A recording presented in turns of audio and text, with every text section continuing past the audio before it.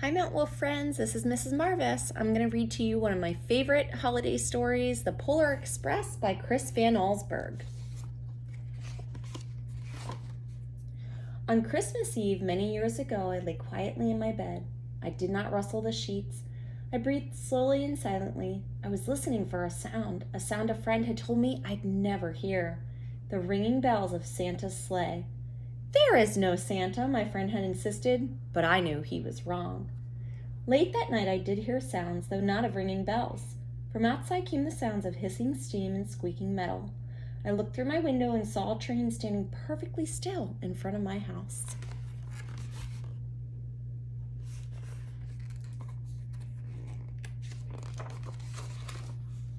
It was wrapped in an apron of steam. Snowflakes fell lightly around it. A conductor stood at the open door of one of the cars. He took a large pocket watch from his vest and looked up at my window. I put on my slippers and robe. I tiptoed downstairs and out the door. "All aboard!" the conductor cried out. I ran up to him. "Well," he said, "are you coming?" "Where?" I asked. "Why, to the North Pole, of course," was his answer. "This is the Polar Express." I took his outstretched hand and he pulled me aboard.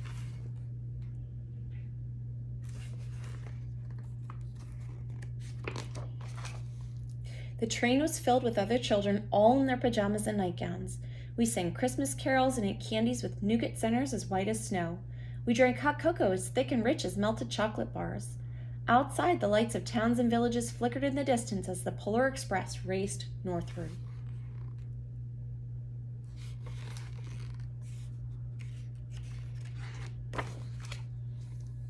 Soon there were no more lights to be seen. We traveled through cold, dark forests where lean wolves roamed and white-tailed rabbits hid from our train as it thundered through the quiet wilderness.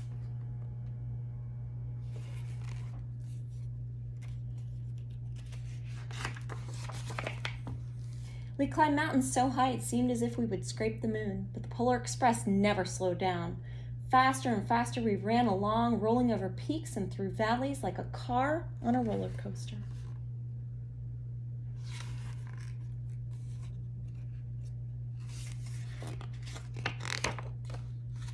The mountains turned into hills, the hills to snow-covered plains. We crossed a barren desert of ice, the great polar ice cap. Lights appeared in the distance. They looked like the lights of a strange ocean liner sailing on a frozen sea. "There," said the conductor, "is the North Pole."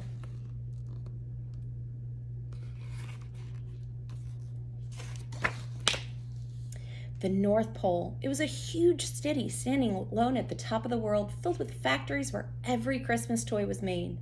At first, we saw no elves. "They are gathering at the center of the city," the conductor told us. "That is where Santa will give the first gift of Christmas." "Who receives the first gift?" we all asked. The conductor answered, "He will choose one of you."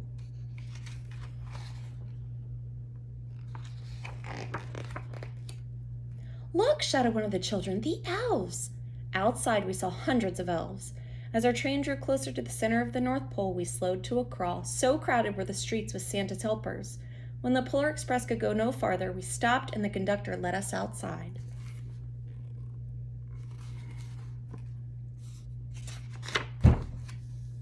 We pressed through the crowd to the edge of a large open circle. In front of us stood Santa's sleigh.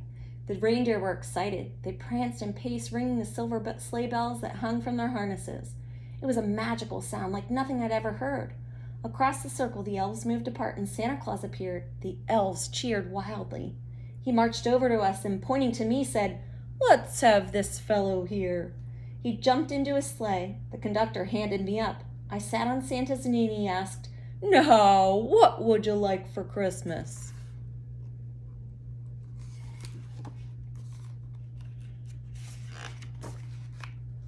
I knew that I could have any gift I could imagine, but the thing I wanted most for Christmas was not inside Santa's giant bag. What I wanted more than anything was one silver bell from Santa's sleigh. When I asked, Santa smiled. Then he gave me a hug and told an elf to cut a bell from a reindeer's harness. The elf tossed it up to Santa. He stood holding the bell high above him and called out, "The first gift of Christmas!"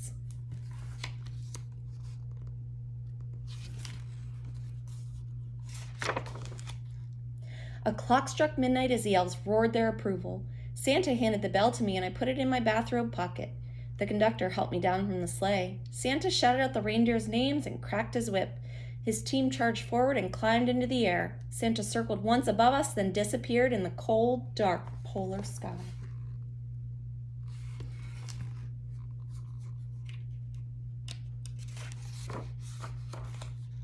As soon as we were back inside the Polar Express, the other children asked to see the bell. I reached into my pocket, but the only thing I felt was a hole. I had lost the silver bell from Santa Claus's sleigh. "Let's hurry outside and look for it," one of the children said, but the train gave a sudden lurch and started moving. We were on our way home. You look so sad to have lost that bell. What a special gift. It broke my heart to lose the bell. When the train reached my house, I sadly left the other children. I stood at my doorway and waved goodbye. The conductor said something from the moving train, but I couldn't hear him. "What?" I yelled out. He cupped his hands around his mouth. "Merry Christmas!" he shouted. The Polar Express let out a loud blast from its whistle and sped away.